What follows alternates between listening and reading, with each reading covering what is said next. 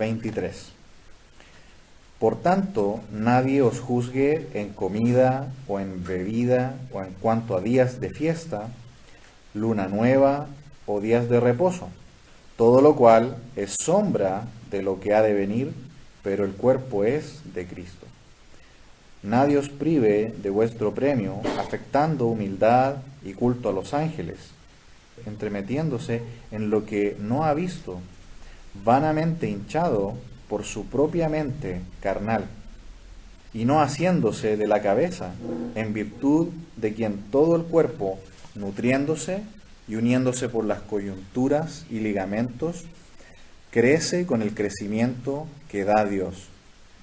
Pues si habéis muerto con Cristo en cuanto a los rudimentos del mundo, ¿por qué, como si vivieseis en el mundo, os sometéis a preceptos tales como no manejes, ni gustes, ni aun toques, en conformidad a mandamientos y doctrinas de hombres, cosas que todas se destruyen con el uso?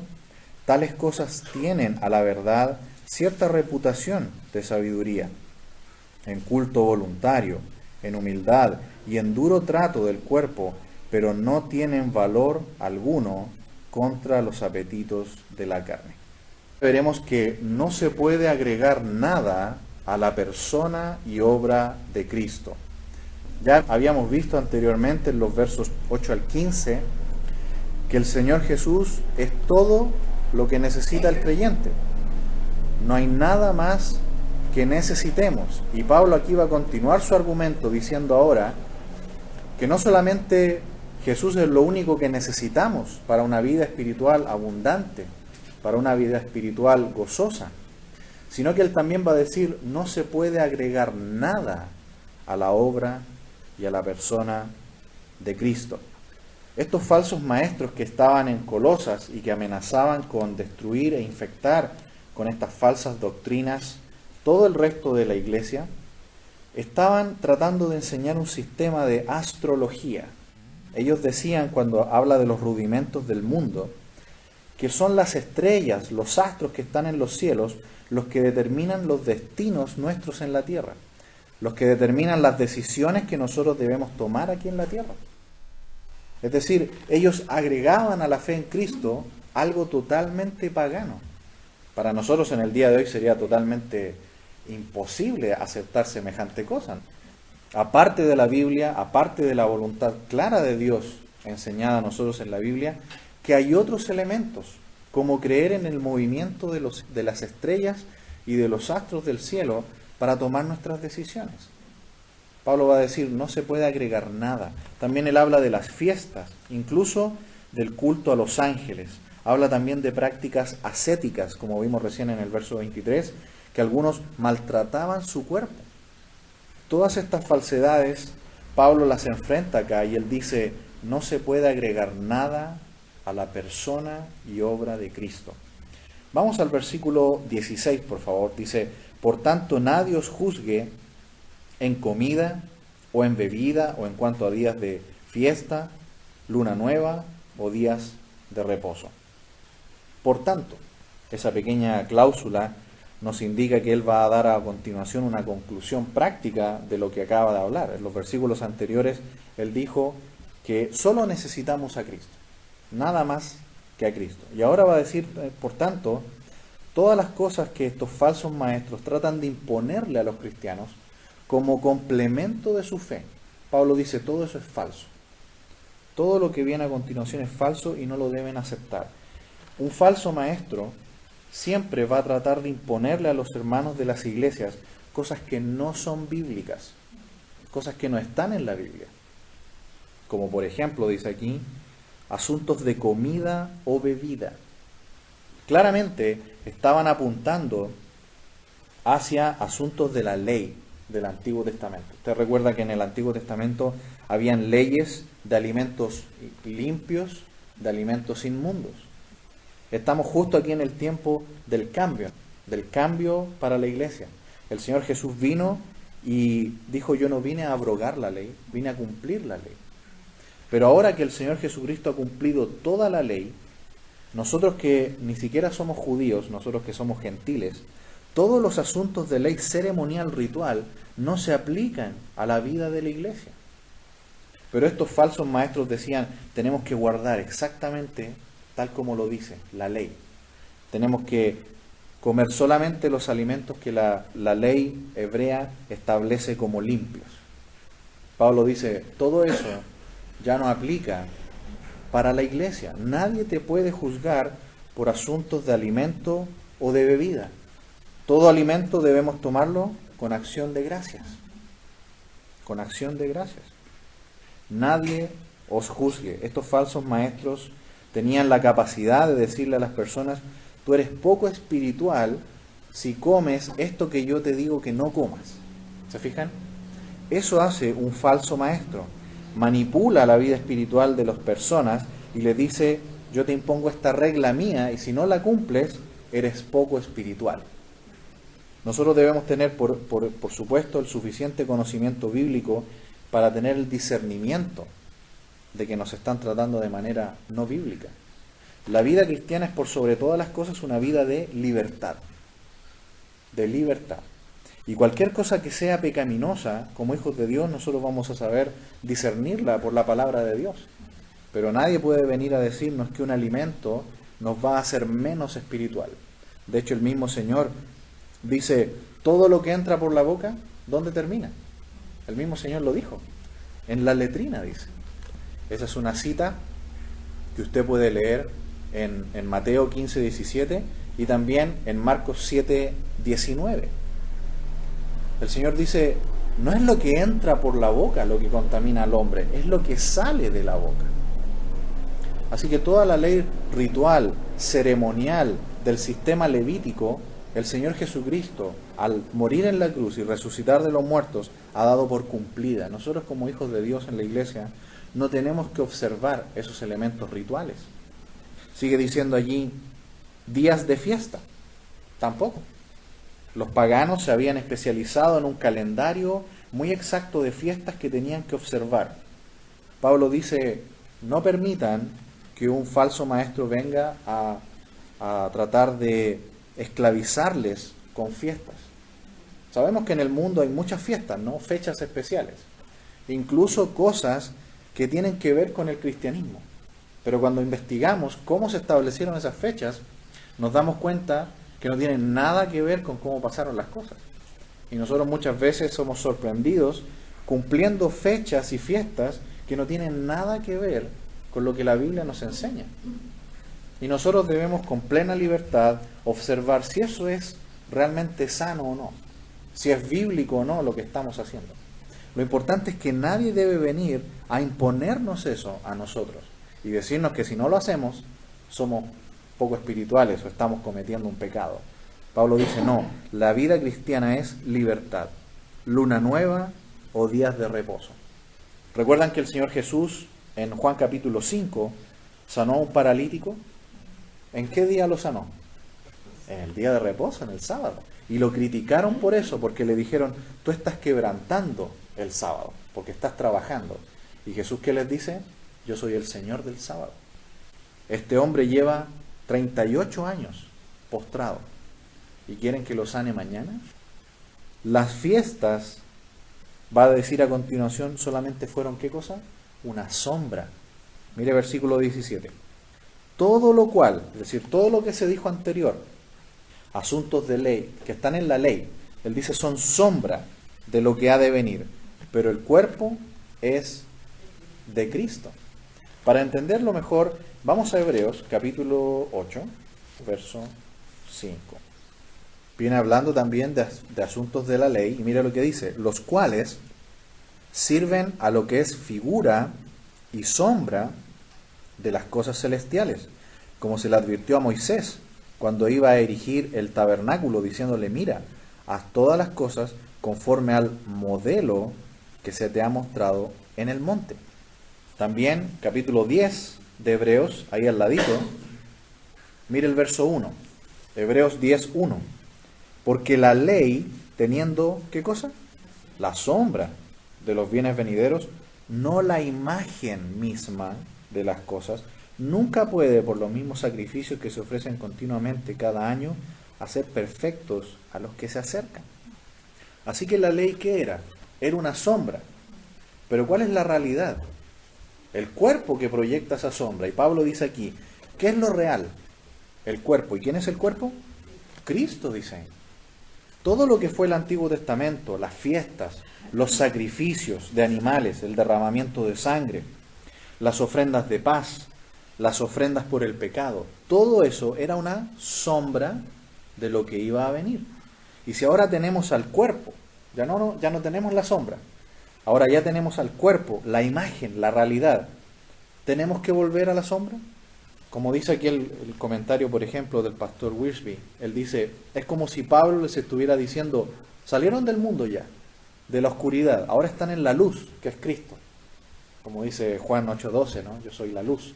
Pero ahora, si aceptan estas falsedades nuevamente, es como salir de la luz y volver a meterse en la oscuridad. Todo esto era sombra de lo que iba a venir. La ley era solamente un símbolo, la realidad es Cristo. Y los falsos maestros de Colosas glorificaban al símbolo y a Cristo lo dejaban en segundo lugar. ¿Y cómo quedaba? Como un Cristo falsificado. Porque si Cristo no está en primer lugar, si lo tengo en segundo lugar, no es el mismo Cristo de la Biblia, es un Cristo falsificado. La ley fue cumplida por Jesús.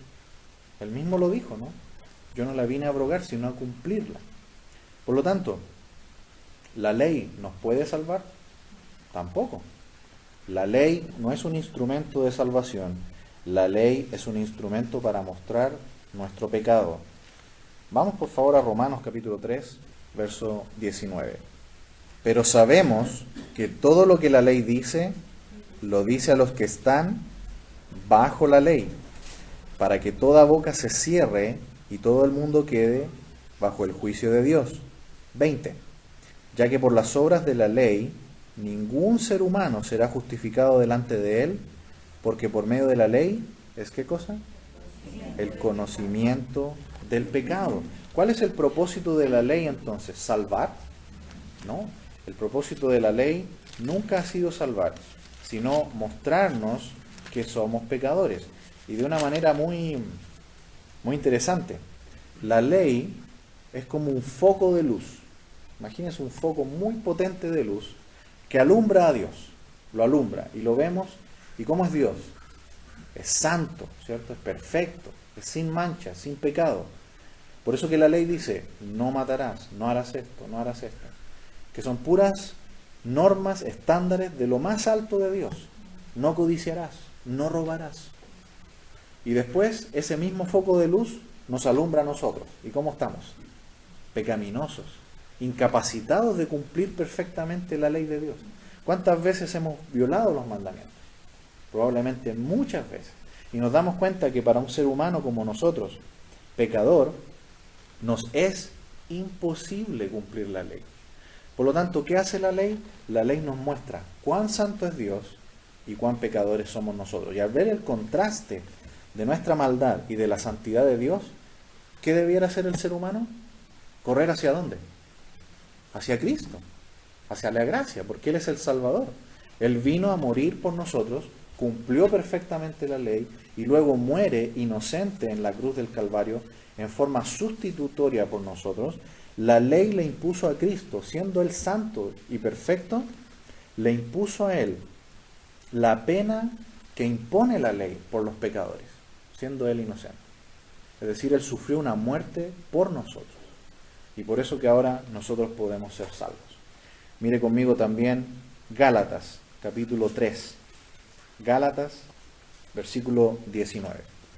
Mientras lo hallamos, recordemos que la ley no es que ahora ya no sirve. Ya no significa que no debemos cumplir los elementos morales de la ley. Siguen siendo válidos. No codiciarás, no cometerás adulterio, no robarás. ¿Cierto que sí? Los elementos rituales, eso sí que no, Cristo los cumplió todos. Pero los elementos morales de la ley aún están vigentes y debemos observarlos. Dice 3:19, entonces, ¿para qué sirve la ley? Fue añadida a causa de las transgresiones hasta que viniese la simiente a quien fue hecha la promesa y fue ordenada por medio de ángeles en mano de un mediador. Y el mediador no lo es de uno solo, pero Dios es uno. Luego, ¿la ley es contraria a las promesas de Dios?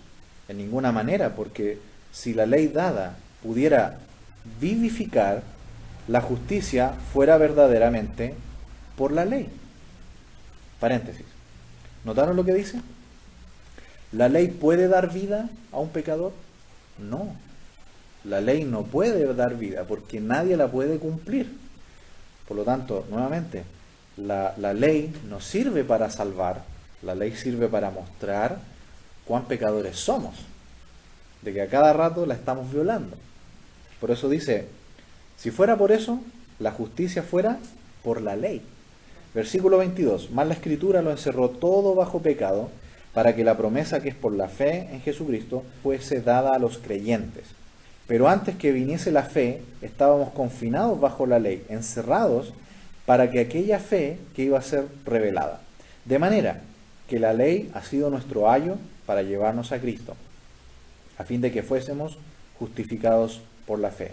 Pero venida la fe, ya no estamos bajo ayo, pues todos sois hijos de Dios por la fe en Cristo Jesús. Qué hermoso, ¿no? El versículo 24 sobre todo. La ley era un ayo, ¿no? El ayo es un profesor. La palabra ahí original es paidagogos. ¿Ha escuchado la palabra pedagogo? Un profesor. Es decir, la ley era un profesor que nos decía, mira, eres pecador, cumple este mandamiento, lo rompiste, cumple este otro, también lo rompiste, y así. Es un profesor nada más, que nos indica, nos apunta, eres pecador y aquí está tu Salvador, que es Cristo. Ese era el propósito solamente de la ley. Por eso que el 25 dice, pero venida la fe, ya no necesitamos la ley. Ahora tenemos una voz interna, alguien que mora en nosotros, que es el Espíritu Santo que nos guía y la palabra de Dios que nos enseña todas las cosas. La ley, como estaba así, ya no debemos cumplirla en sus aspectos rituales. Por eso que el versículo, volviendo a Colosenses, dice, todo lo cual es sombra de lo que ha de venir, pero el cuerpo es de Cristo. El cuerpo es el que proyecta la sombra. El cuerpo es lo importante. Una vez que llegó la luz a nuestras vidas, ¿qué pasa con la sombra? Desaparece. No debemos cambiar la realidad que es Cristo por la sombra. Y esta unión que tenemos, en esta unión que tenemos con Cristo, no nos falta nada, ni debemos agregar nada. No debemos agregar supuestos elementos que aumentan nuestra santidad o nuestra fe. Solo necesitamos a Cristo. Versículo 18. Nadie os prive de vuestro premio, afectando humildad y culto a los ángeles, entremetiéndose en lo que no ha visto, vanamente hinchado por su propia mente carnal. Nadie os prive de vuestro premio. Carballosa explica aquí que cuando dice nadie os prive de vuestro premio, es la figura de un árbitro en los deportes. Que el árbitro quiere anular un triunfo en un deporte. En los deportes de la época se veía mucho esto. Los falsos maestros, ¿qué querían hacer? Robarle a los hijos de Dios el genuino tesoro que tenemos en Cristo. Les dice, nadie les quite vuestro premio. Los falsos maestros siempre van a desviar nuestra vida de Cristo y nos van a tratar de llevar a otros pastos que no sean la palabra de Dios, engañándonos para poder satisfacerles a ellos. En ese tiempo, como usted puede ver, las personas tenían experiencias espirituales fuera de lo común por la acción de los ángeles. Ellos practicaban el culto a los ángeles y recibían mensajes de los ángeles. Obviamente no eran ángeles de Dios, obviamente no eran espíritus de Dios. Y estas supuestas experiencias espirituales que ellos tenían, práctica del ascetismo, conocimientos ocultos y también, como vimos, fe en los astros del cielo, podían hacer pensar que quienes no creían esto no tenían una verdadera experiencia espiritual. ¿Se fija la trampa? Pablo dice, nosotros necesitamos solamente a Cristo y su palabra.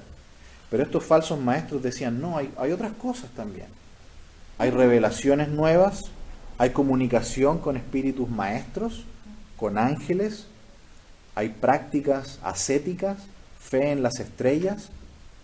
Por lo tanto, les decían a los que querían quedarse solamente con Cristo, ustedes no son suficientemente espirituales y ustedes no son completamente cristianos. ¿Se fijan la falsedad? Eso no se ajusta a la Biblia y nosotros no debemos codiciar experiencias que algunos dicen que tienen, como en aquel tiempo. Nosotros solamente debemos estar contentos y sentirnos completos solamente con Cristo y con su palabra. Dice ahí, afectando humildad y culto a los ángeles. Es un poco difícil entender esta expresión. ¿Por qué dice eso? Afectando humildad y culto a los ángeles. Bueno, obviamente era una humildad falsa, de que ellos recibían mensajes por medio de los ángeles de parte de Dios. Se autosugestionaban o recibían del enemigo mensajes que tenían una autoridad igual o superior a la Biblia, decían ellos. Por eso, hermanos amados, mucho cuidado con supuestos mensajes, experiencias extra, autosugestionadas que vienen fuera de la Biblia y de Dios. Nosotros debemos quedarnos solamente con Cristo y con su palabra. En ese tiempo, usted sabe que el mundo pagano tenía muchos dioses, es decir, muchos intermediarios entre Dios y los hombres. Y Jesús, entonces, era uno más. Estaban los ángeles, otros espíritus maestros, estos falsos maestros que tenían un epignosis especial, un conocimiento superior o igual al de la Biblia. Nosotros decimos no. Solo hay un mediador entre Dios y los hombres, Jesucristo hombre. Ellos decían no, hay otros intermediarios. Nosotros, hermanos amados, debemos quedarnos solamente con Cristo y con su palabra. Nadie debe sacarnos de allí. Dice el versículo 18 también, entremetiéndose en lo que no han visto. ¿Recuerdan Éxodo 20? No te harás imagen de lo que está en el cielo. Y estas personas se metían, dice ahí Pablo, se entremeten, son intrusos de cosas celestiales que no han visto y las interpretan y hacen toda una doctrina a partir de ello, vanamente hinchados por su propia mente carnal. Ahí está la falsa humildad, una falsa espiritualidad.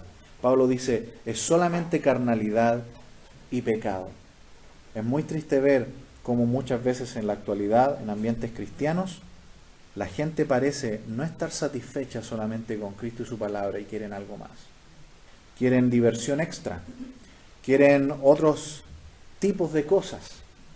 Nosotros, hermanos amados, debemos seguir fieles solamente a la palabra de Dios y a nuestro Señor Jesucristo.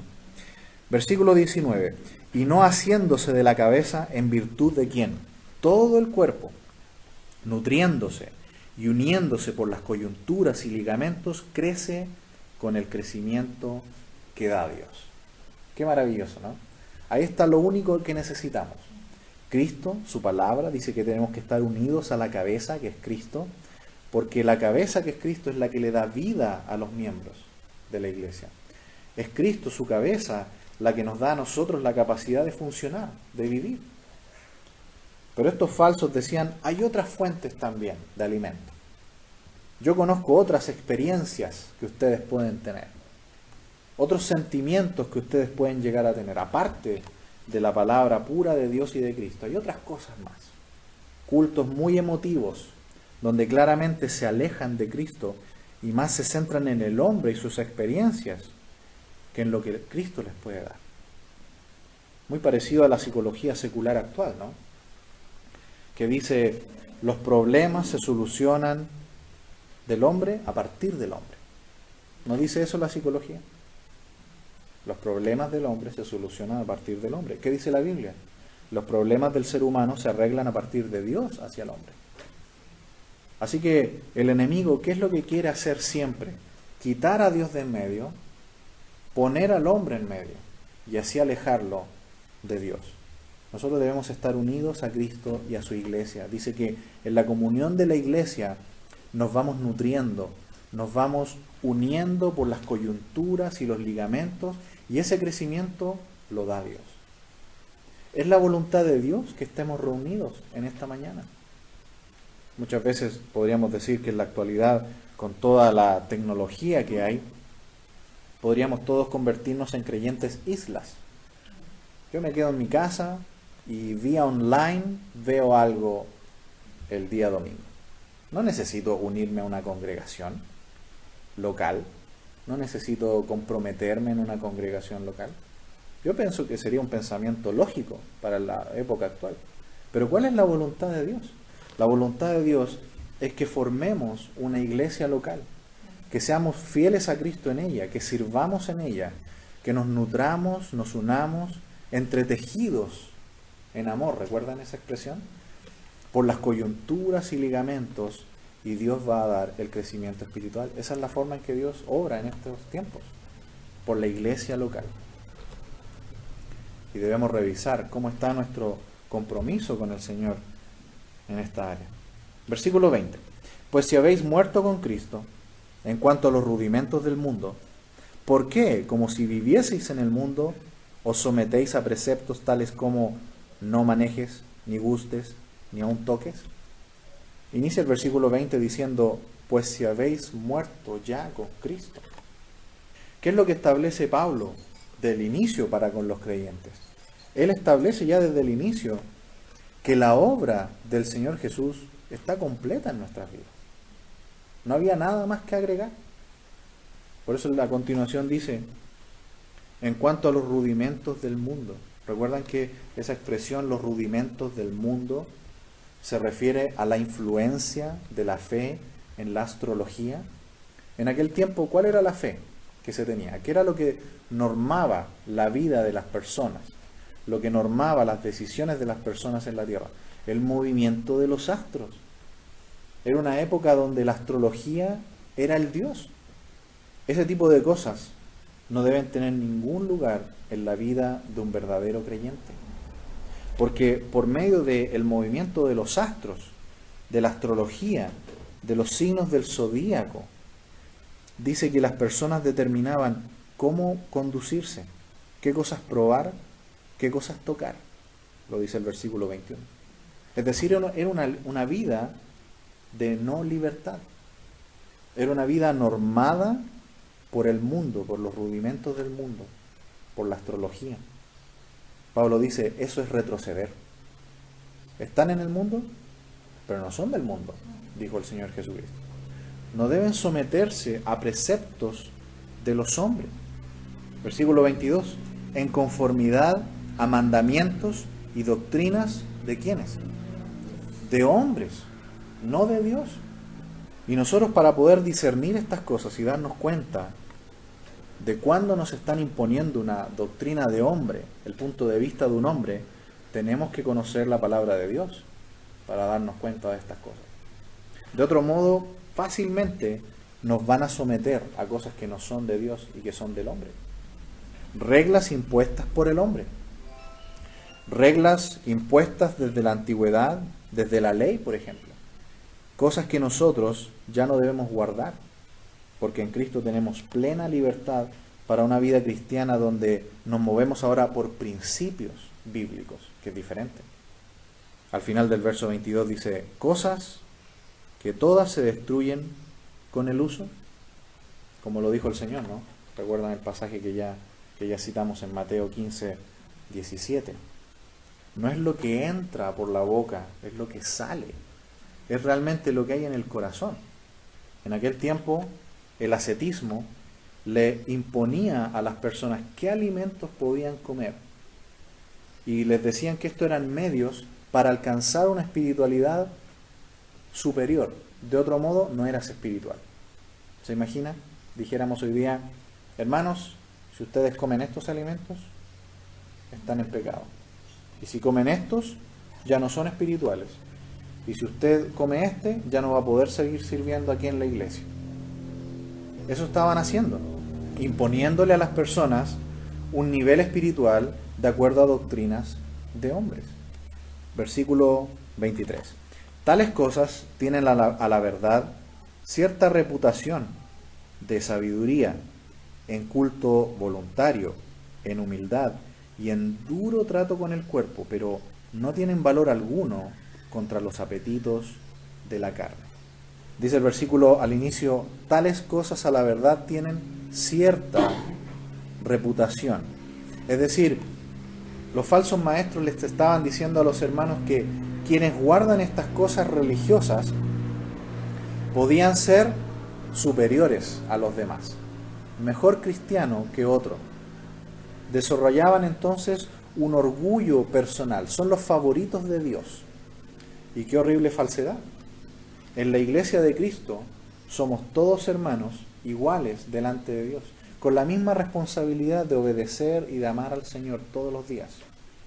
Pero no hay escalafones de hermanos, no hay favoritos, nadie puede tener un orgullo espiritual de decir yo soy mejor porque hago esto y tú no lo haces. Esas cosas no son de la comunión cristiana. Dice ahí que en humildad y en duro trato con el cuerpo. Eran orgullosos de su humildad.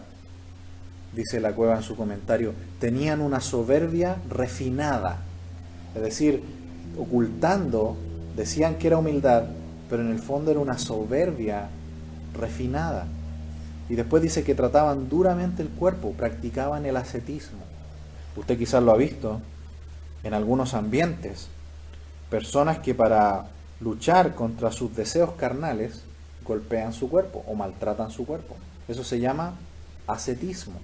Golpear el cuerpo para mantenerlo alejado del pecado y mantenerse espiritual y mantenerse en santidad.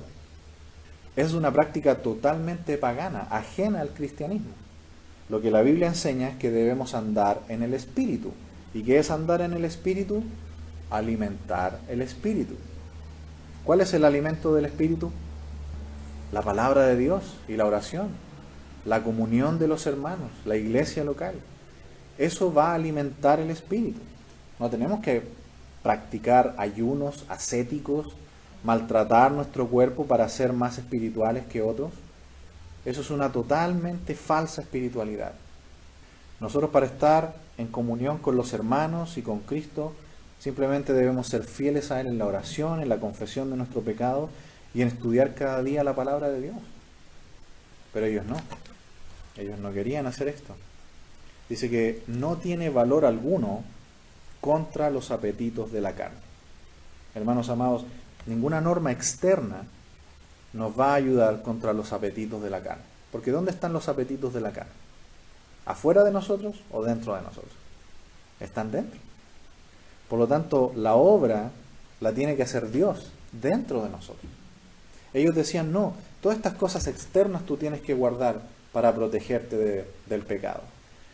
Pablo dice, no, todo lo externo no tiene valor alguno contra los apetitos de la carne, porque todo está ¿dónde? En el corazón. Por eso, como lo hemos estudiado, ¿no?, en Proverbios capítulo 4, guarda tu corazón. Lucas 6:45. El corazón es como un tesoro. Si lo llenamos de cosas buenas, ¿qué va a salir de él? Cosas buenas. Si llenamos el corazón de cosas malas, ¿qué va a salir? Cosas malas. Y ahí lo dice Lucas 6:45. Porque de la abundancia del corazón habla la boca. Es el corazón lo importante, lo interno. Allí es donde Dios trabaja dentro de nosotros. Así que nunca pensemos que cumpliendo cosas externas vamos a ser más espirituales. Algunos podrían pensar, si vengo a la iglesia voy a ser espiritual. Incluso eso no es cierto. Yo puedo venir al culto, participar del culto, pero si yo no permito que Dios obre en mi interior, no me sirvió de nada. Y a pesar de eso, eso no debe implicar que yo puedo tomar la decisión de no venir. Hay que venir, pero con el corazón dispuesto de que Él obre en nuestros corazones y haga un cambio. Por eso orábamos al principio de que podamos volver a la casa en esta mañana diferente de cómo llegamos. Pensando lo que hemos visto en esta mañana, que no se puede agregar nada a la persona y obra de Cristo. Hemos visto que Él es suficiente para nuestra vida y que no hay nada más que podamos agregar. Solamente dice, como leímos en el versículo 19, debemos estar unidos, asidos de la cabeza que es Cristo. Él nos da la vida y nos da una vida espiritual genuina. No necesitamos elementos externos, porque ellos no tienen la capacidad de obrar en nuestro corazón. Pero sí la palabra de Dios. Ella es viva y eficaz y obra en el interior de nuestro corazón. Que en esta semana podamos tener más y más contacto con su palabra y tiempo en oración, porque allí en nuestro corazón es donde obra el Señor. Oremos.